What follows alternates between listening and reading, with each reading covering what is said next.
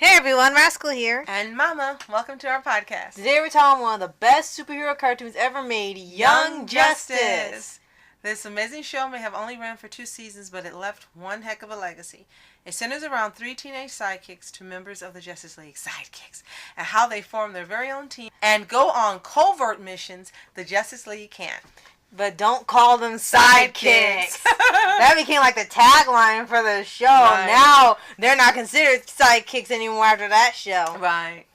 Oh, that was an awesome show. I remember the first time we saw it, we actually had come up on the end of the series before it started being available on demand. And we saw the last few episodes. I was like, wow, this is awesome. We didn't know what was going on. Mm-hmm. We didn't know who Miss Martian was, the Superboy, and all of this. And so we had to turn around.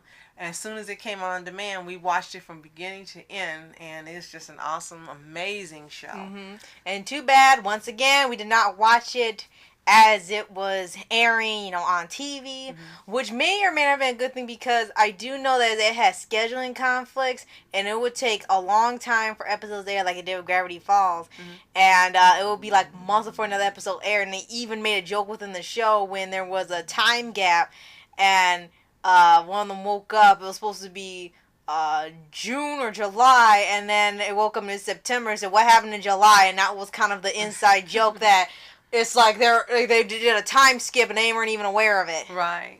Well, it was definitely groundbreaking and a groundbreaking cartoon. Not only for, it was Cartoon Network it came on, right? Yes. Cartoon Network. But just for DC and putting on this type of gritty, edgy, high action, suspenseful type of cartoon. Right. And also, because the Cartoon Network doesn't have action cartoons anymore. Young Justice and Generator Rex were like the last of the era of action cartoons because you don't really see a lot of those anymore, especially mm-hmm. on this network. Now, they still got superhero shows, but they have to have the comedy element. Right. But, shows like OKKO are fine and Teen Titans Go, you don't want to talk about it. But Young Justice definitely set a standard for DC. And, as I said, left a legacy even after it was canceled. Oh, definitely. And still has a huge fan base following. Such a big fan base that we were able to get Netflix to pick up Young Justice as a DC show, I think. Yeah, they're going to pick it up to continue. We had, what was the hashtag? Save Young Justice. Yeah, Save Young Justice. And with Christopher Jones and yes, people definitely. That said the incomparable Christopher Jones, one of the most amazing artists there are on the planet. Mm-hmm. And yes, he was actually the headliner of right. it. And he told us, this is what you do, put the tagline on everything. Right. And then, other voice actors and stuff, when they got wind of it, they did the same thing and shared it. And then we saw that it was actually happening because when we went to Netflix to watch, we would see it was constantly under trending now. So it wasn't Netflix saying, oh, well, this is what's popular and it's live. It was there for weeks. Yeah, but also Christopher Jones was the one who told us, just keep it going, watch it all the time. And he said he was keeping it going on a computer where it was constantly just playing episodes.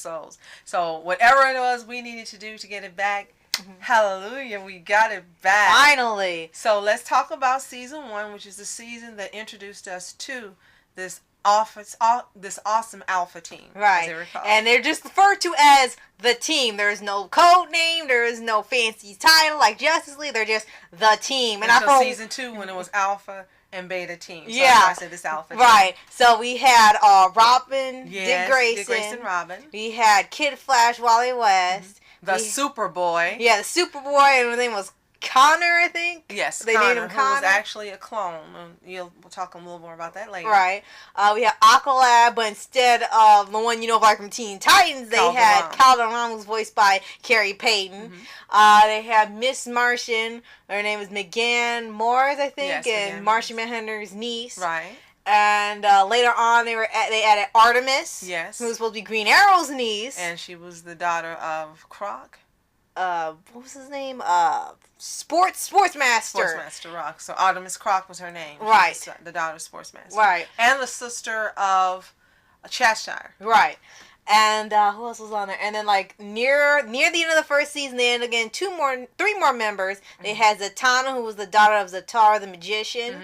They had Rocket, like the very, very, very end. I was like, what? Kind of late to add. And then Red Arrow, Roy Harper, who came really late as well. So they had some members coming like near the end of the season, so they didn't really get too much time. Right. And the end of the season ended on New Year's Eve, which was perfect because when the show came back the second season, it was a time jump, and it was a whole new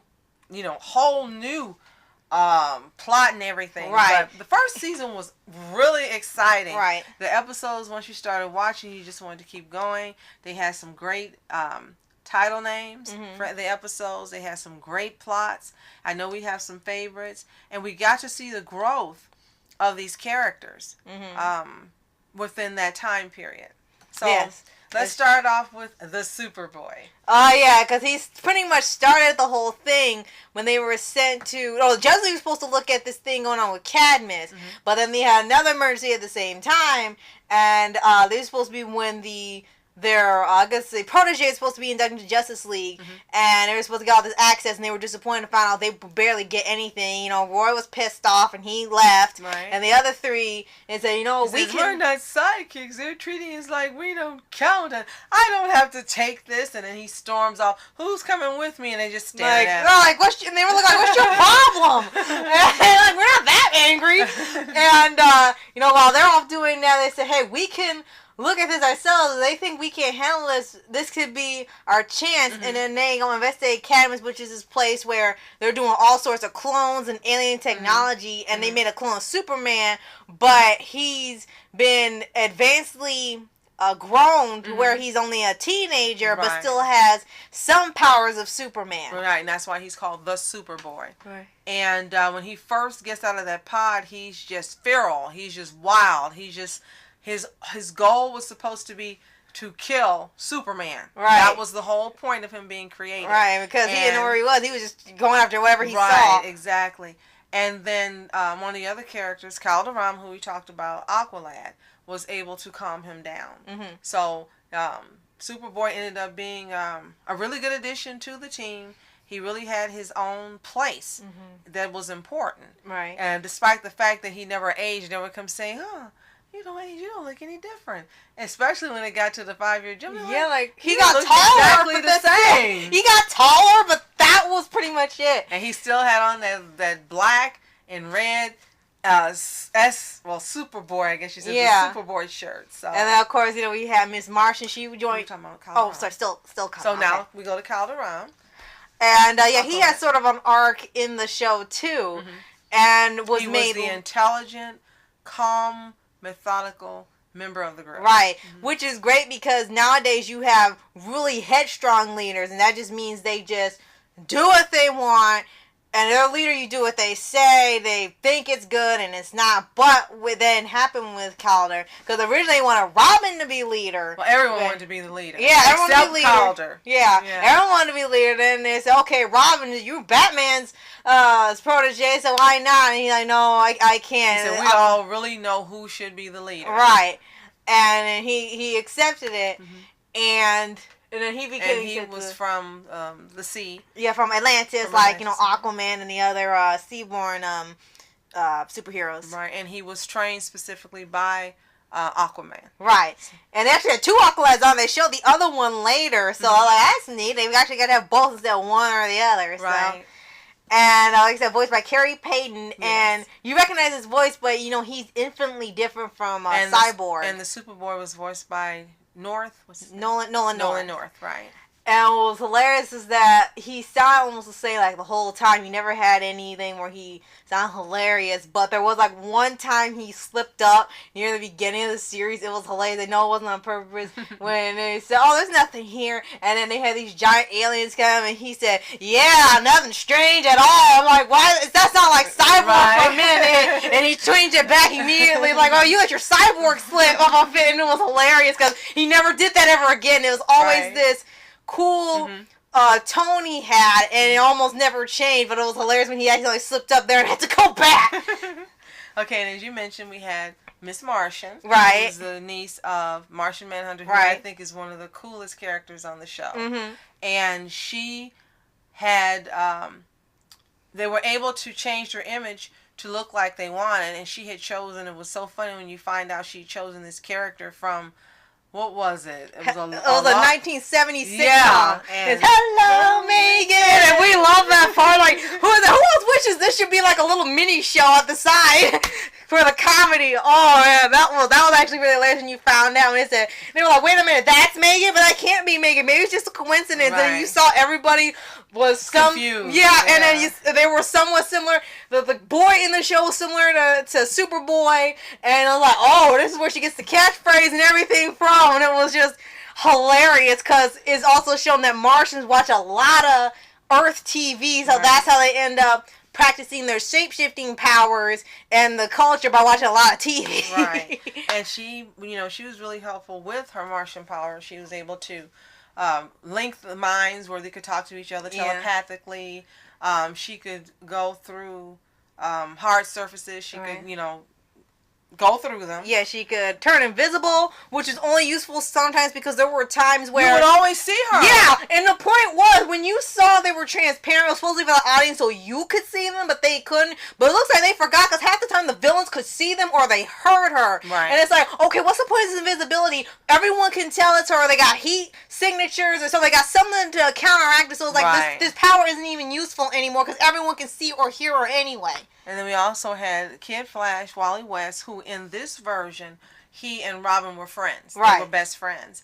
And he was learning how to use his powers. He was learning how to grow. And then he had a couple pertinent episodes where you got to see him grow as in terms of being a superhero, like the one where he was supposed to deliver this this body part. Was it a heart? A heart, yeah. A heart that was being transplanted to this princess, and you got to see how he was able to solve problems as things were going on, how he got to deduct what was going to happen, how he was able to outsmart supervillains. Right. I mean, you really got to see this was his episode. Right. And you learned why he would collect something from every time they had a mission. Right. So that was strictly his episode. Right, and it was really great because, it was his birthday and he thought he was going to fight side by side with the Justice League because everyone got to go except him. And, he was really upset. He didn't take it too seriously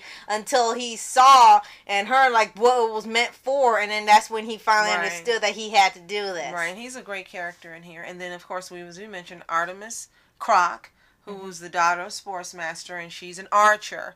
And you really didn't know too much about her character until later on. She was a mystery. Right. And everyone said, oh, it's Green Lantern's niece, but it wasn't.